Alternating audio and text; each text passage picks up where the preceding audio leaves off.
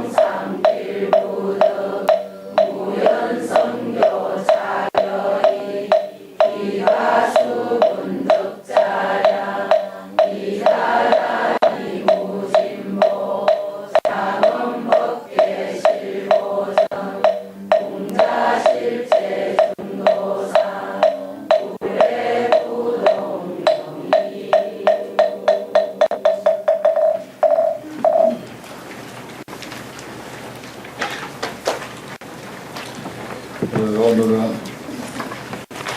화엄경 교재 16쪽 제1에서부터 할 차례입니다.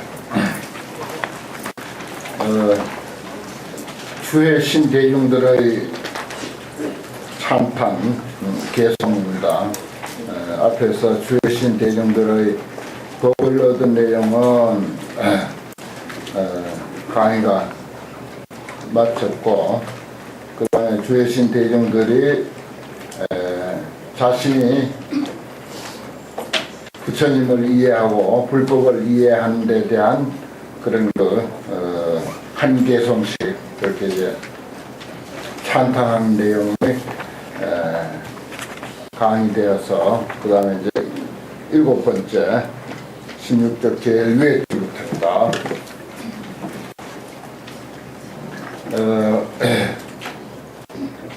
화엄경의 안목으로는 처음에 이제 깨달음을 얻고 나니까 부처님이 부다가야에서 깨닫고 나니까 그 깨달음의 안목으로 보면은 이 세상 모두가 금은보화로 잘 이루어져 있더라, 이런 표현이 이제 처음부터 이제 시작이 됐습니다.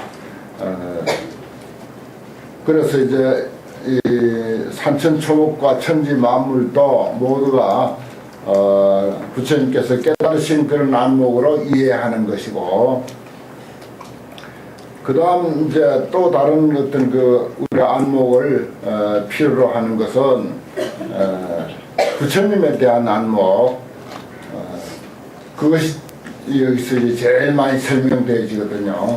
뭐 산천초목이 어떻게 되냐 하는 것은 어쩔 수 없이 이제 이야기는 하지만은 중요한 것은 우리가 부처님을 어떻게 이해하는가 하는 것입니다. 그 이제 환경을 가만히 공부해 보면 부처님 하는데 2600여 년 전에 시달태자가 출가해서 성불 하셔서 부처님이 됐다. 이건 이제 역사적인 부처님이고 현실적인 부처님입니다. 그 부처님께서 이제 깨달음을 성취하고 보니까 자신을 포함해서 모든 사람 모든 생명이 그대로 부처님이더라 하는 그런 견해가 화엄경의 견해예요. 그리고 또 여기서 재불견계 부사이 이렇게 이제 표현을 했는데, 그 모든 부처님, 모든 깨달은 사람의 안목으로 보면은 그 안목은 불가사의하다 이 뜻이죠. 재불견계 부사이, 그래서요 불가사의하다. 사실 깨달음의 경계는 불가사의하고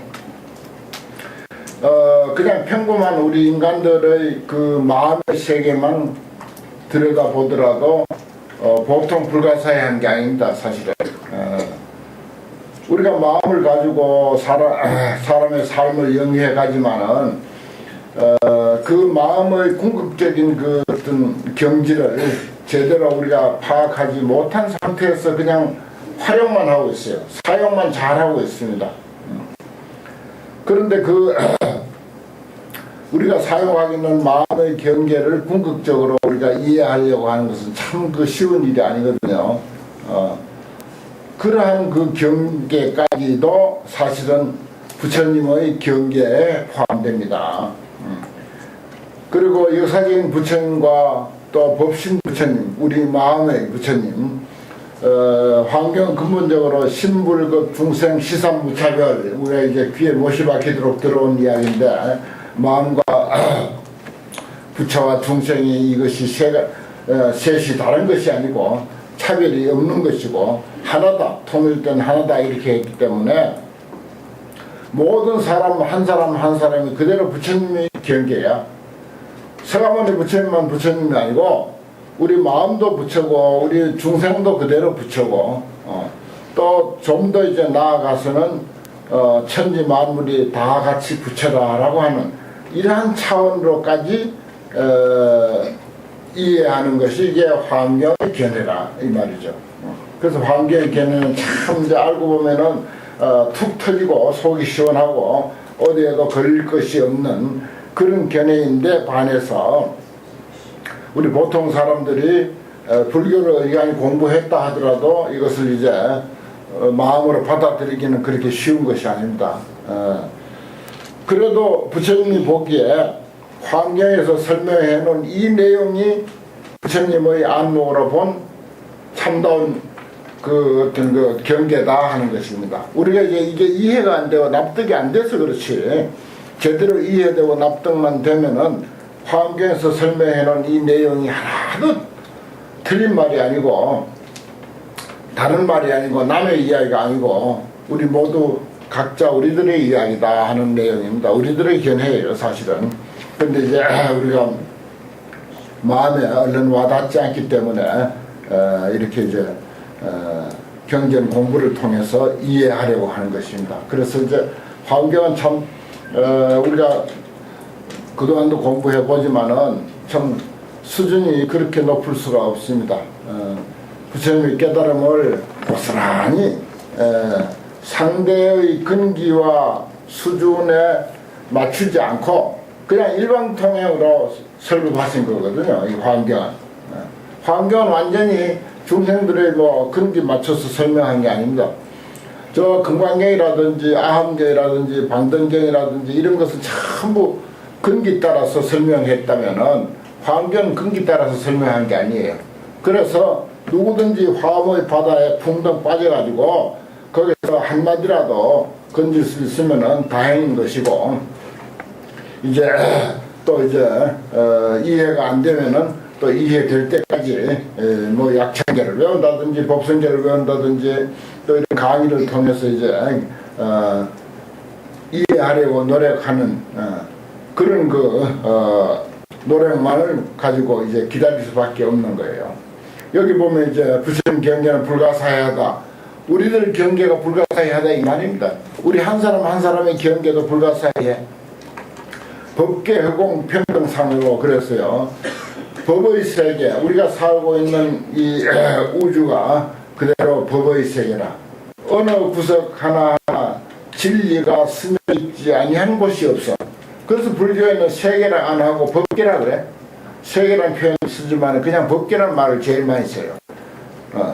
세계 그대로가 진리의 세계다 이 뜻입니다. 법계, 진리의 세계 이 뜻이에요. 어디든지 그 나름대로 질서와 순리가 없는 곳이 없어. 다 질서가 있고 순리가 있고 그 나름대로 어떤 이치가 다 있다는 뜻입니다. 그것이 이제 법계예요. 우리가 모르는 참 몇 백억 광년 저 멀리 있는 어느 별에서도 역시 우리하고 똑같은, 우리가 살고 있는 이 세계와 똑같은 그런 그 순리와 이치가 다 거기에 같이 포함되어 있다는 것입니다. 그래서 법계는 허공과 평등상이다. 이 드넓은 허공과 평등한 모습이다. 능경 중생 치홍망하시니 그랬어요. 능히 중생들의 치욕의 그물, 어리석음과 미혹의 그물을 청정하게 한다. 정자는 텅 비운다. 청정이란 말은 되게 깨끗하게 비워낸다 이 뜻입니다. 그릇을 우리가 깨끗하게 하는 것은요, 아무리 그 좋은 음식을 담아도 그건 음식이 담겨 있으면 그건 청정한 그릇이라 안 합니다. 텅 비워서 씻어버려야 그게 이제 깨끗한 그릇이에요. 빈 그릇이 깨끗한 그릇이라. 그래서 이제 청정이라는 말을 불교에서 얼마나 잘 씁니까? 그런데 그 청정이라는 말은 사실은 텅 비어서 깨끗하다 이 말입니다. 그래서 이제 치욕의 망을, 치욕의 그물들을 텅 비어서 깨끗하게 한다. 말하자면 재불 경계가 불가사의하고 우리 한 사람 한 사람의 경계가 불가사의하고 그것은 저기 법계와 허공계와 같이 평등한 모습이다라고 하는 이러한 이치를 알면은 저절로 우리들 중생의 어리석음과 미혹의 그물은 사라지고 만다. 이런 뜻이 되겠죠. 여신은 짐이 주의 신이, 짐이라고 하는 주의 신이 말하자면 깨달음 받으라 그런 뜻입니다. 여기 이제 이름을 생략해서 그렇죠. 짐이가 능히 선설했더라. 이러한 이치를 설명하더라. 그 다음에 8번째, 불안청정 부사이여 부처님의 눈은 청정해서 불가사의하다. 여기도 이제 청정이라고 하는 것이 훌륭하다 이럴 때는 아주 훌륭하다. 청정이라는 낱말이 참 자주 쓰이는데 때로는 텅 비어서 깨끗하다. 그릇이 텅 비었을 때 깨끗한 것처럼 그 다음에 또 여기 불안이 청정하다 하는 것은 부처님 눈이 아주 뛰어나다. 아주 훌륭하다 이런 뜻이 또 돼요. 불가사의하다. 아주 뛰어나서 불가사의하며 일체경계 실해람하사 일체경계를 다 해람한다는 뜻은 다 함께 살핀다. 볼람자가 살펴본다. 부처님 눈은 아주 뛰어나시기 때문에 모든 경계를 못 보는 것이 없다. 우리는 뭐 여기서 부처님 눈 하는 것은 서가모니 부처님의 육안을 말하는 게 아니죠. 등광경만 하더라도 5가지 눈을 이야기하잖아요. 해안, 법안, 뭐 불안, 육안까지 합해가지고 그런 이야기를 하는데 부처님의 눈이라고 하는 것은 말하자면 깨달음의 눈 이 뜻입니다. 이게 부처자를 우리가 이제 부처님 자꾸 이렇게 표현하는데 본래는 깨달음이라는 뜻이에요. 그 깨달은 사람의 눈 이렇게 말해도 좋고 그리고 부처님 눈 하면 부처님은 깨달았기 때문에 부처님이라고 했기 때문에 그래서 깨달은 사람의 눈 그 말이 곧 부처님의 눈이라는 뜻입니다. 그 우리 눈도 마찬가지야. 우리도 깨달은 사람의 안목이 되면은 아주 청정하고 불가사의해서 일체 경계를 다 볼 수 있다. 이런 뜻이 된 거죠. 보시 중생 제 묘도하시니 널리 중생들에게 모든 미묘한 도를 보이신다. 그랬어요. 예. 미묘한 도. 묘도가 뭡니까? 묘도. 아름다운 도, 미묘한 도.